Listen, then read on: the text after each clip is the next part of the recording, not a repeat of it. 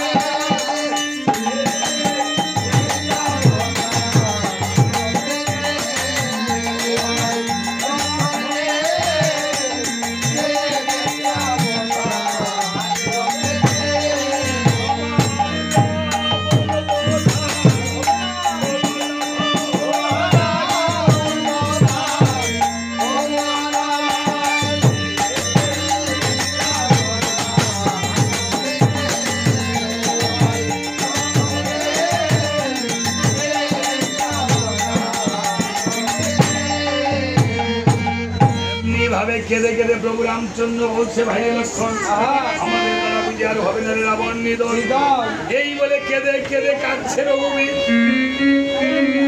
রামচন্দ্র কেঁদে কেঁদে সারিল সমর রামচন্দ্রের ক্রন্দন দেখে কাঁদছে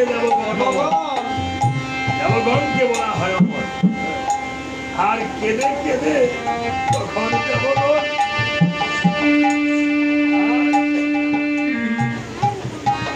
এই ধরা যাবে আমরা সকলেই দেব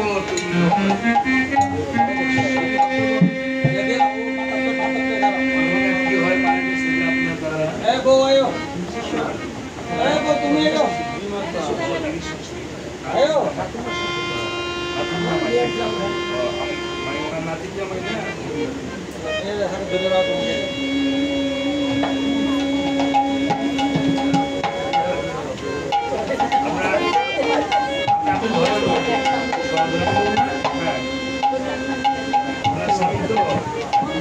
সবাই একটু হলুদ ধরন করে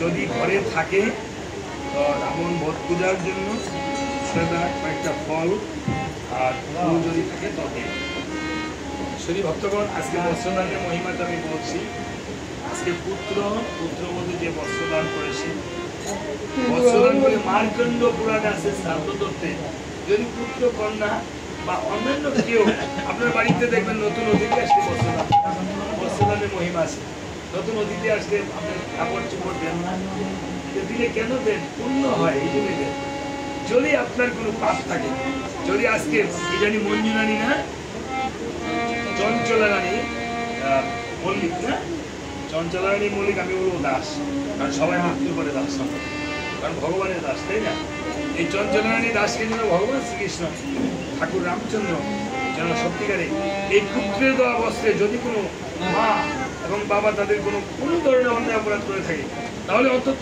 এই বস্ত্রে যতগুলো সুতা আছে এই সুতা সহস্র কোটি গল্প কাজ এই চঞ্চলা রানী মল্লিকের বই কিনে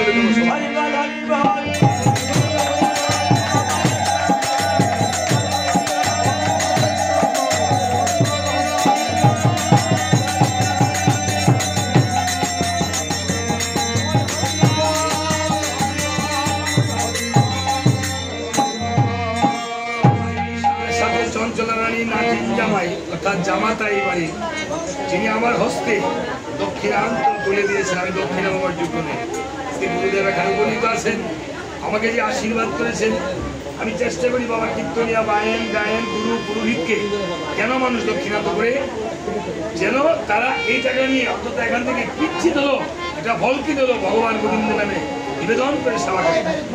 আমি যেন যদি গোবিন্দের নামে কিছু ফল কিনে হলো যদি গোবিন্দের নামে আমি সেবা করে থাকি, তাহলে এই জায়গায় যেন একদিন এই নাতির জামাই বরাবরই করি সেবা করি।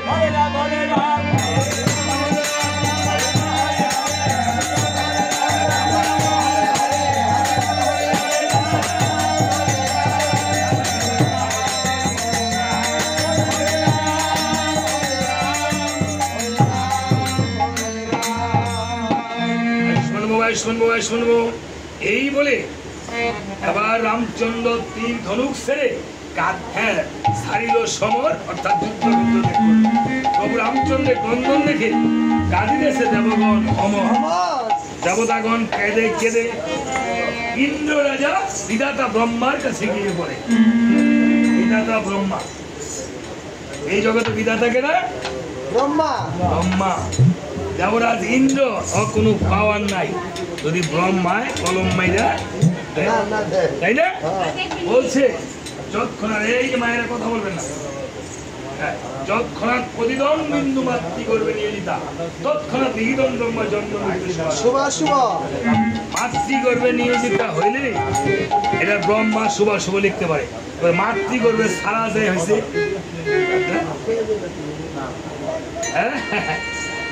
মাতৃগর্ভ সারা।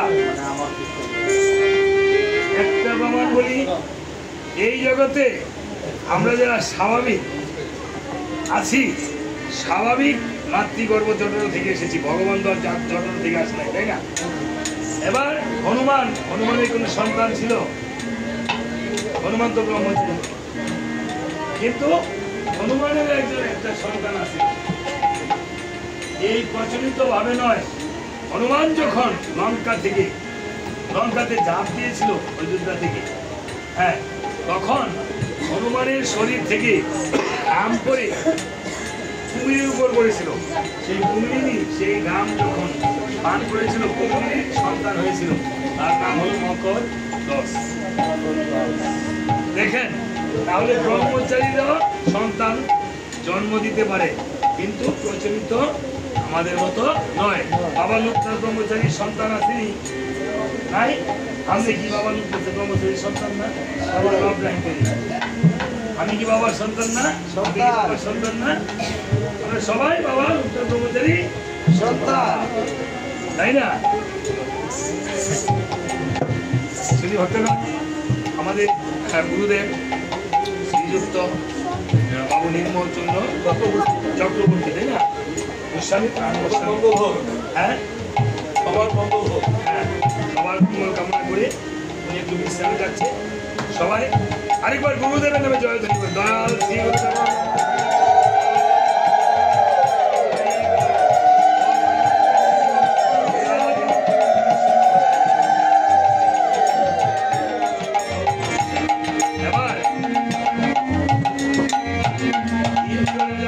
ব্রহ্মার কাছে গিয়ে কয়, বিধাতা ব্রহ্মা শীঘ্র শীঘ্র রাবণ বধের কত একটা বিহিত।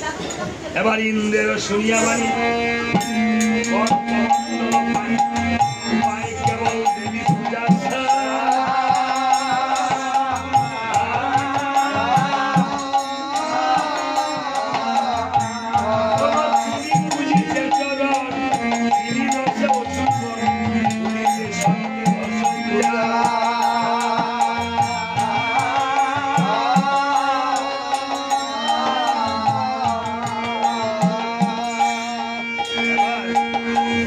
কমন্ডল পানি।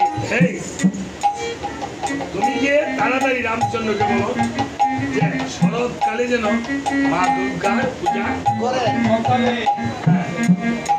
এবার প্রেমে পুলকিত চিত পদ্মজনী আনন্দিত শ্রীরামের নিকট বিনয় করিয়ে কয়, শোনো প্রভু দয়াময়, রাবণ বধের আসেতে বিহিত। শ্রীরাম কহেন তবে কিরূপে পূজিতে হবে, অনুক্রম সুনিতার। শ্রীরাম আপনি কন, বসন্ত যে শুদ্ধ সময়, শরৎ অকাল পূজা। বিধাতা কহেন সাত, শিবরাম অবতার, বড় ষষ্ঠী করতে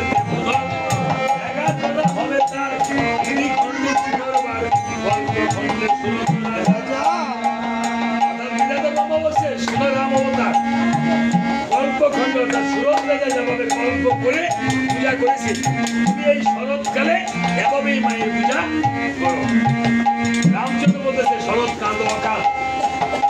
কারণ আমাদের এই যে পূজাটা আসতেছে ভাদ্র আশ্বিন মাসে যে পূজা করি, কিসের পূজা?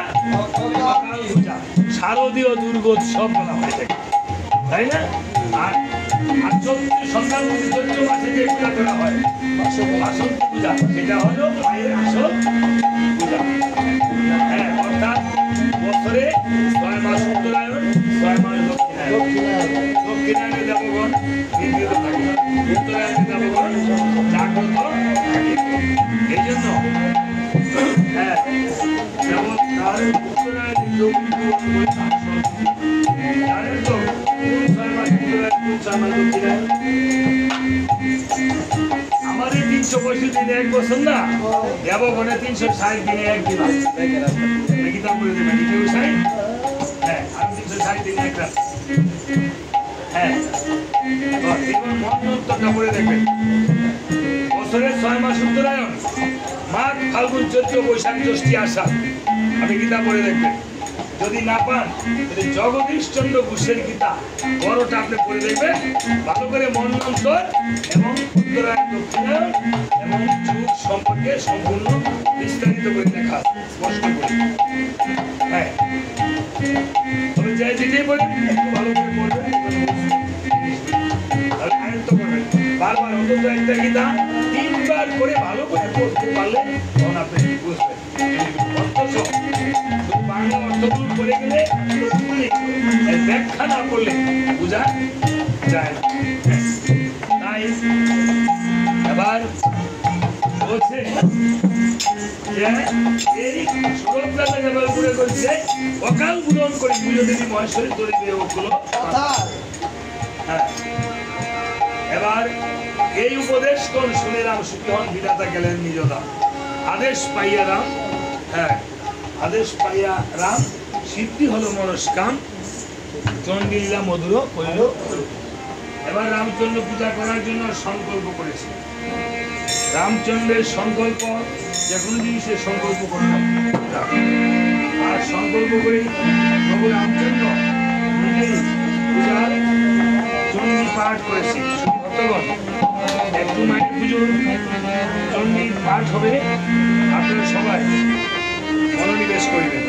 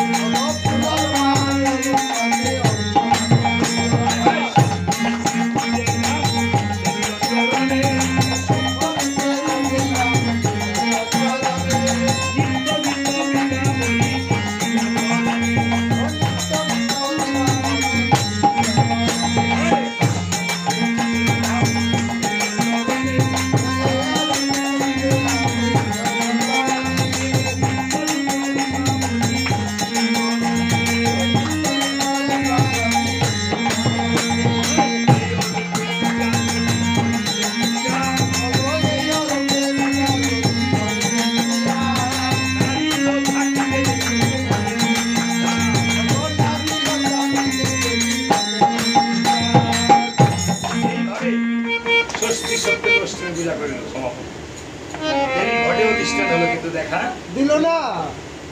দেখেছেন রামচন্দ্র বলছে মিত্র বিভীষণ দেখেছি রাবণ শুধু একবার কেঁদেছে আর রাবণকে মা দুর্গা তুলে নিয়ে আমি আজকে 3 দিন যাবৎ ষষ্ঠী সপ্তমী অষ্টমী 3 দিন যাবৎ মাকে ডাকছি মা দেখা দিল না। স্যার মা কি এমনি দেখা দেয় টাকার মতো না রাখে আমরা যে ডিজে বাজায় লাইটিং করে মা দেখা দেয় না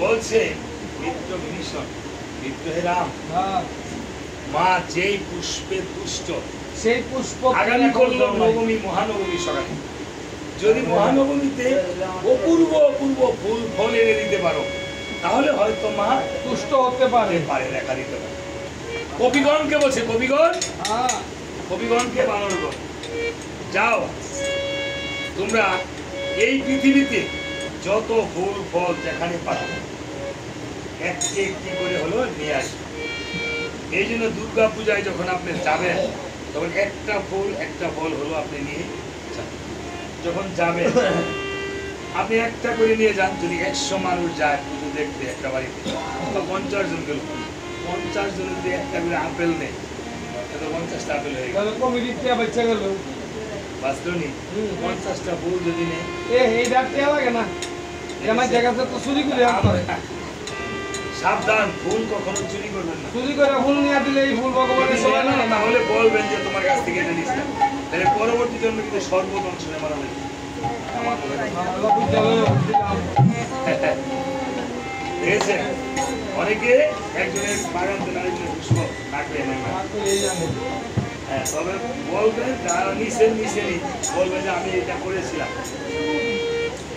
আর এটাই তো গঙ্গা স্থান আপনি ওই যে গিয়া গঙ্গার মধ্যে ডুব দিয়েছেন কিন্তু নিজের মনে আরেকজনের কাছ থেকে গাছের থেকে এটা আনছি ফল আনছি চুরি করে গেছি এটা করবেন গঙ্গা স্নান করবেন 100 বার কিন্তু গঙ্গা স্নান করে আইসা যার কাছে থেকে হুল নিছেন ফল নিছেন বা অপরাধ করছেন তার পাও ধরে ক্ষমা চাইবেন তারে দেখলে আমরা শরীরটা জ্বলে এর কাছে গঙ্গা স্নান করে আইসা এর কাছে ভিক্ষা করবেন আমরা যাওয়ার আগে বলে যে আমার 10টা দেয়া দেন আমি না গঙ্গা স্নান করতাম দই মুড়ি কাম তাইলে এই হইব আমাদের স্নান অহংকার থাকতো না এই হইব আমাদের গঙ্গা স্নান তাই না হ্যাঁ যাক এই বলে এখন এই জন্য দুর্গা পূজা এমন কোনো পুষ্প নেই যে না লাগে যে কোনো হ্যাঁ আপনি দিলে সমস্যা নেই মার কাছে বেশার দুয়ারে মাটিও মা কাউকে ছোট করে নাই করছে কত রঙ দেখাইছে মা এবার অপূর্ব অপূর্ব ফুল ফল এনে দিয়েছে হ্যাঁ এবার করেছিল কেমন ফুল ফল যখন এনে দিয়েছেন এই ফুলের ডালি এবং ফলের সেই সাজিনি প্রভু রামচন্দ্র কেঁদে কেঁদে মায়ের চরণে উপবেশন করেছে আর বলছে ও তারা দুর্গে গো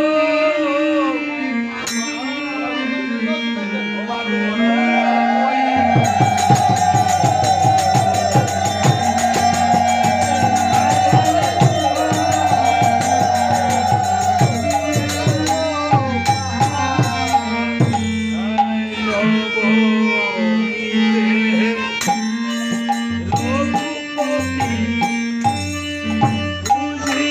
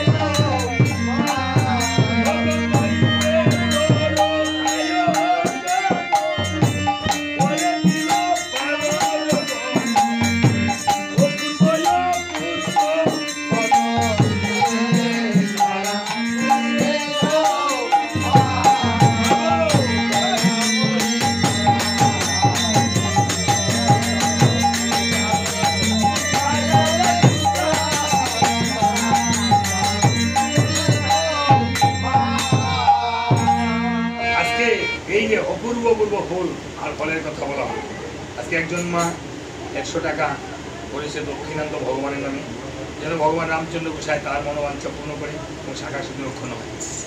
এই যে অপূর্ব রাবণ বধের এই পুষ্পগুলো, যদি কারো মনোবাঞ্ছা থাকে, একটা পুষ্প নিয়ে আপনি আপনার শোয়ার বালিশের নিচে রেখে দিলেন, দেখবেন মনোবাঞ্ছা পূর্ণ হবে, ভালো জায়গায় অঙ্গে রাখবেন, ধারণ করবেন।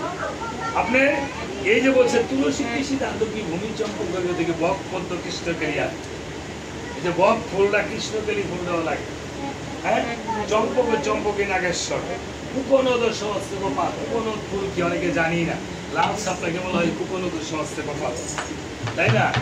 তাই এবার বলেছে দেখেন, এভাবে এই বহু পুষ্পের নাম যখন বলেছে, ঠাকুর যেন মঙ্গল করে এই ভক্তের মনোবাঞ্ছা। এবার এত পুষ্প দিয়েছে ঠাকুরের কাছে, দিদি একজন মা মাতৃতুল্য যে দক্ষিণাতে করেছে, যেন ভগবান শাখা শুধু রক্ষণ রাখে, ঠাকুরের কাছে আমি প্রার্থনা করছি। বদিও দিব আমারে, যাক ও দিয়ে দিলে তো দেওয়ারে আশীর্বাদ করে না।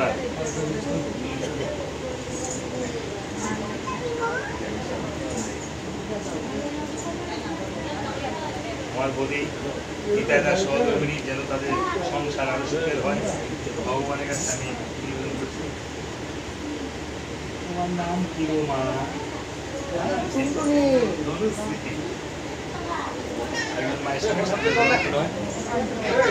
আজকে এভাবে আচ্ছা আমি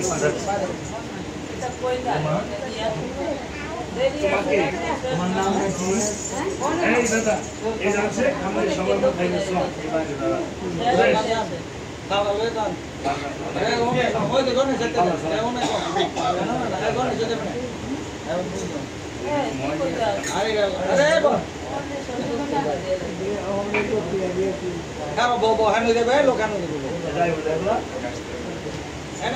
গণেশ দা ভারতী এসেছেন। এই গণেশ দা আমাকে প্রথম ভারতী মহাশ্মশানে আমাকে দাদার বৌদি না, আমাদের এই দাদা যেন মনোবাঞ্ছা পূর্ণ হয়, তারা যুগলে এসেছেন। ঠাকুরের কাছে আমি প্রার্থনা করছি যেন দাদা দিদিকে নিয়ে এবং সংসার পুত্র কন্যা তাদেরকে নিয়ে যেন অনেক সুখে থাকতে পারেন, অনেক আয়োন্নতি হয়। আসলে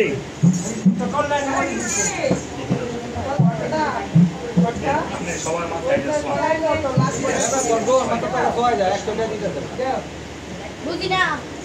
বুঝি ঠাকুরের কাছে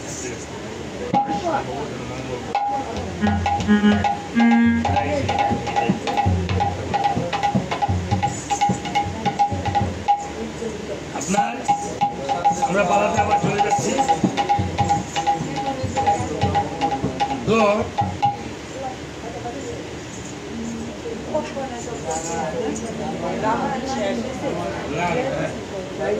আরো অনেক আছে গো, আরো অনেক আছে।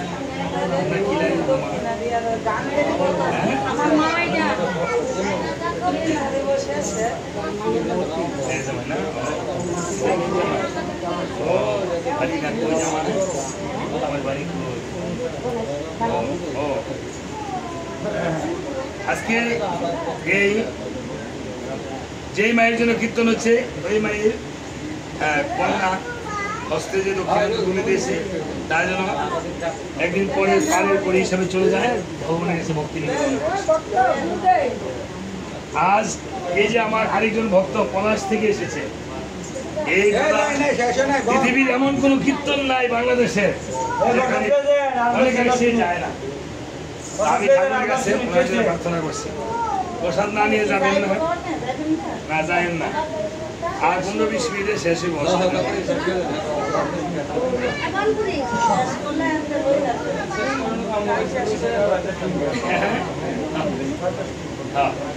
এই বলে বলছে, তুমি যেই পুষ্প দিয়ে এত এত পুষ্প দিয়ে মায়ের পুজো করেছ, তো এখানেও একটা পুষ্পের বাকি আছে। কি? মা সবচেয়ে নীল পদ্ম সবচেয়ে ভালোবাসে। মাকে যদি 108টা নীল পদ্ম দিয়ে মাকে পূজা দিতে পারো, তবে হয়তো মা দেখা দিতে পারে। তাই নাকি? হ্যাঁ, নীলপদ্ম পাবো কোথায়? এমন সময় হনুমান বলে দিল, বিভীষণ বলে দিল হনুমানের কাছে, ওপরিতে দেবী দহে নীলপদ্ম আছে। কে যাবে নীলপদ্ম আনতে? হনুমান ব্যতীত কেউ পারবে না। এমন অসাধ্য সাধন কেউ করতে পারে না। কখন হনুমান দ্রুত বেগে করেছে ভ্রমণ, গিয়ে দেখিবারে পায় দেবী দহ নীলপদ্ম মাত্র 108টা নীলপদ্ম রয়েছে দেখা যায়। ক্রমে ক্রমে গণে গণে 108টা নীলপদ্ম এনে প্রভুর কাছে যখন দিয়েছে, প্রভু পুলকিত চিত্তে বিধান রচিত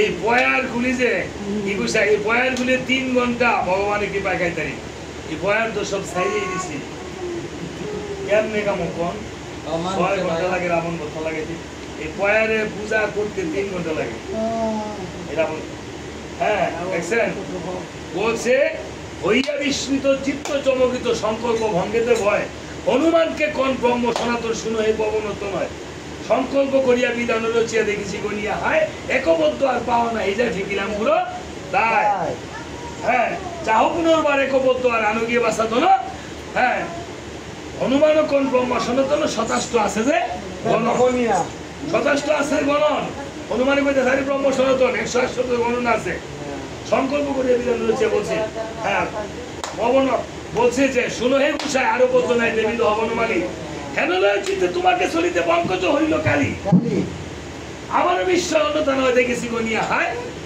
হ্যাঁ বিস্ময় নলিনী হরিষের তারিণী না বলিও প্রভু হায় এই নলিনী এই হরিষে কেনা এই তারিণী হ্যাঁ মা দুর্গা পবন নন্দন কহিল যখন শুনিয়া বিস্মিত রাম আখি চলো চলো বহে উৎস্মিত কান্দন দিগুলো কথা শুনিলাম বুঝিলাম আমার কপালের সারা শরীরে কত যন্ত্রণা কীর্তিবাসে গায়ে এত আমার অবয়ার বিড়ম্বনা।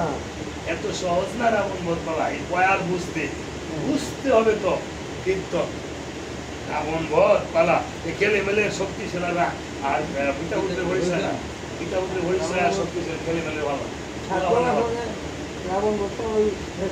শ্রেষ্ঠ পালা, পালার মধ্যে বুদ্ধ দেশের পালা বাবা সেখানে। যাই হোক, এই যে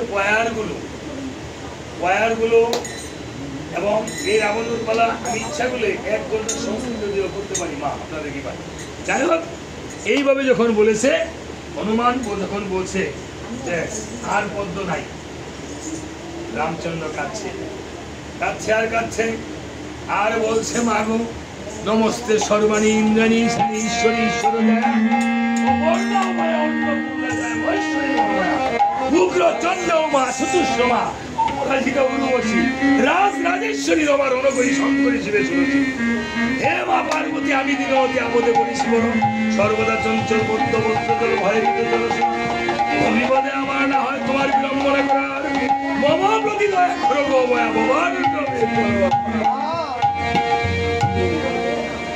বলছে ভাই লক্ষণ, আমাকে একটা তীর ধনুক এনে দে রে ভাই। তীর ধনুক দিয়ে কি হবে ঠাকুর দাদা, মায়ের পূজায় তো তীর ধনুক লাগে না। ভাই লক্ষণ একদা আমাকে অযোধ্যাবাসী কমলাক্ষী বলে ডাকতো, আমার 2টি কমলাক্ষী আছে, আমি একটি আছি মায়ের চরণে শুনে দেব। এই বলে রামচন্দ্র যখন ধনুক ধরিল, ভগবান কি করে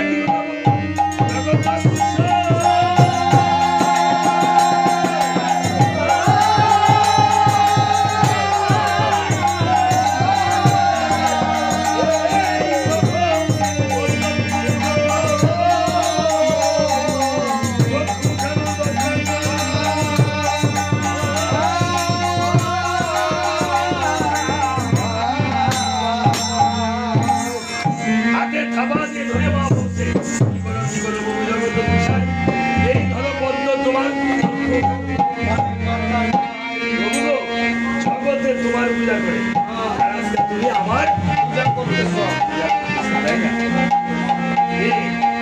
রামচন্দ্র নিজে দুর্গা পূজা করছে, ভগবান শ্রীকৃষ্ণ দুর্গা পূজা করিয়েছে। আর আমরা অনেকে এমন মত আছে দুর্গা পূজা কিছু। যাই হোক, আমি তর্কে যাব না। এই একটি পদ্ম দিয়ে বলছে, প্রভু গো এই ধরো তোমার পদ্ম, আমি রাবণকে ছাড়িলাম, আমি বিনাশ করব তুমি। এই বলে হরণ করবেন আছে গায়ে কবিগণ, দেবানন্দে নারায়ণ নবমী পূজা করিলে সমাধান। দশমীতে পূজা করি বিসর্জিয়ে মাকে মহেশ্বরী, সংগ্রামে চলিলেন শ্রীরাম। আদেশ পাইয়া রাম সিদ্ধি হল মনুষ্কাম, চন্দ্রী লীলা করিলেন মধুর। প্রভু রামচন্দ্র আজকে চলছে, মা তুমি বুঝি মানুষকে এভাবে পরীক্ষা করো? বাহ, তুমি তো বড় খেলা খেলো মা, তুমি তো বড় খেলা খেলো। তাই শোনো, মায়ের একটি গান গিয়েছে, এই গানটা না গিয়ে আমি আর যাবো না।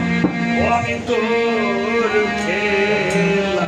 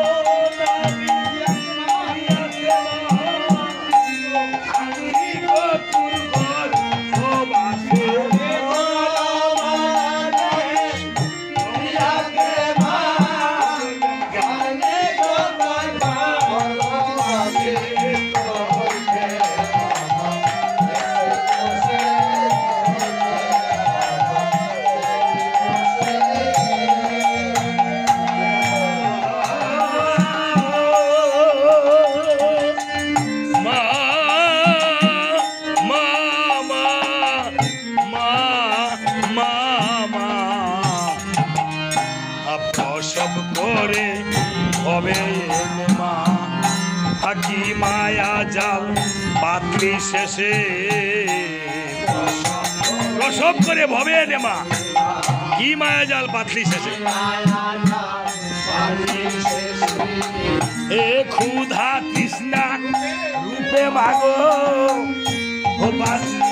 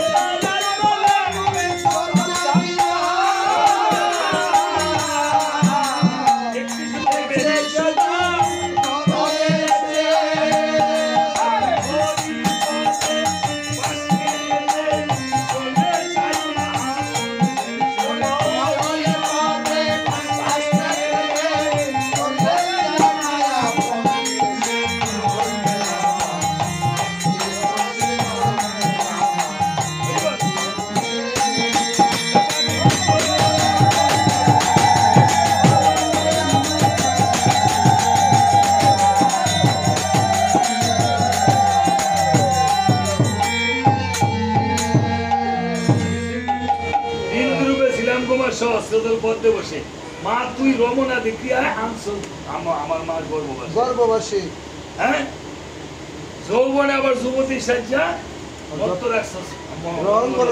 আবার কন্যা রূপ ধরে আইসা জঞ্জালে ঠেকাইছে দেখছেন মা এই মাই জগৎ মাই হ্যাঁ কত মানুষ কোথায় বলবো আমার বাড়িতে আমার মায়ের শ্রাদ্ধের রামায়ণ আমি গাইতে পারি না নিজেরটা নিজে লিটনদারে নিছি এখন তরুণী সেন পালার মধ্যে রাবণের জন্ম করতে হয় শতস্কন্দ রাবণের মধ্যে শতস্কন্দ রাবণের জন্ম করতে হয় পিতা পুত্রের পরিচয় পালার মধ্যে রামচন্দ্রের আর লবকুশের জন্ম করতে হয় আমাদের এটা পালা হয় না হ্যাঁ তরুণী সেন পালার মধ্যে তরুণী সেনের জন্ম করতে হয় কইব করতে সময় দিব কেনা কইছে কইছে না হ্যাঁ তরুণী সেন পালার মধ্যে তরুণী সেন কিভাবে জন্ম হলো সেটা বলতে হয় জানে বলবে কিভাবে সময় তাই না তরুণী সেন পালার মধ্যে তরুণী সেনের জন্ম না বললে হবে না রাবণ বধ পালার মধ্যে রাবণের জন্য নারী কেন না বললে আমি যে কেমনে হয়েছি